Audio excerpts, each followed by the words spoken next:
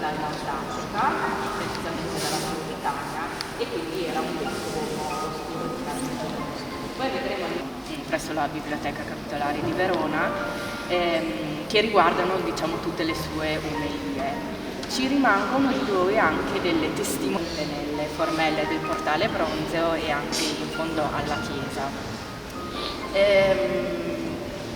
Ci troviamo all'interno di una basilica che in realtà è frutto di una ristrutturazione avvenuta nel XII parte della basilica e quindi si era deciso proprio di ampliarla. Ma nelle epoche passate, dopo la morte di San Zeno, si erano costruite una serie. Una chiesetta, diciamo il piccolo sacello che era stato costruito dopo la morte di San Zeno, ha deciso di costruire una chiesa più grande.